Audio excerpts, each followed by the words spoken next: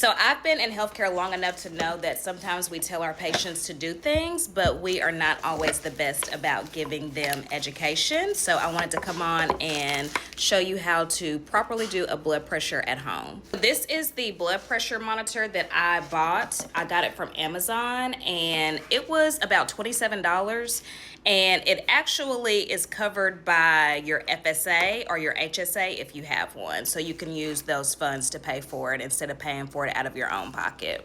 What I love about this monitor is that it has an app that you can download and you can literally send all of your blood pressures that you take to the cloud. And it's nice because when you go to the doctor, you can just show them and it literally just has the date, the time, and what your blood pressure was. So the first thing you want to know if your blood pressure monitor is going to plug into an outlet or if you need batteries. This one needed 4 AAA batteries, I believe, and it actually came with the batteries, which is one reason why I bought it. But know that.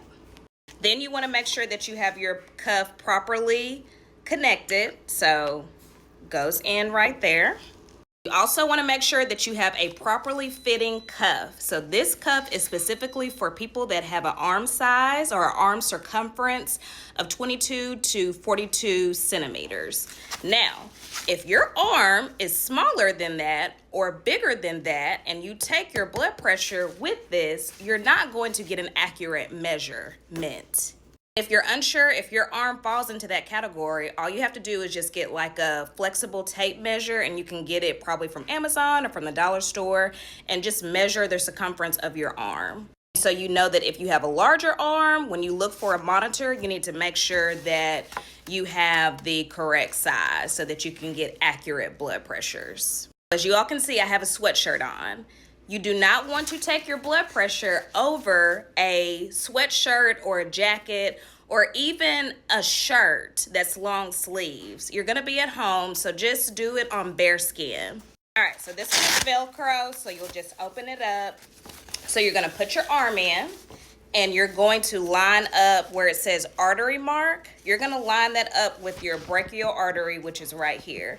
Okay, so once you have it lined up, then you'll tighten it. And if it gets off track after you tighten it, just line it back up.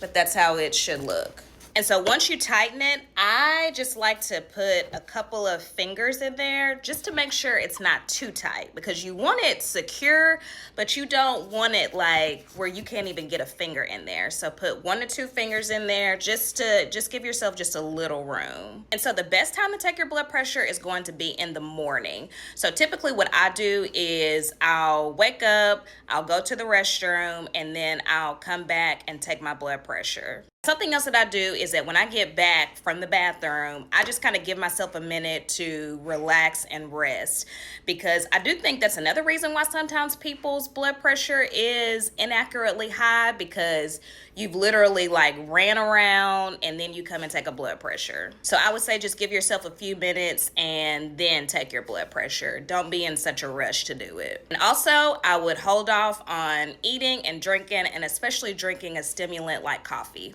So you want to make sure that you're sitting upright in your chair, that your feet are not crossed, that your arm is about at heart level, and then you simply just press start. You're very still and you're not talking. I want to say it again, you're not talking. And then after you've done that, it will pop up like this. So this is your systolic, that's your diastolic heart rate, and then it gives the details of the date that you took it and then the time that you took it. So I hope that was clear. That was just a really fast tutorial on how to take a blood pressure. But of course, if you have any questions, you can just put them in the comments.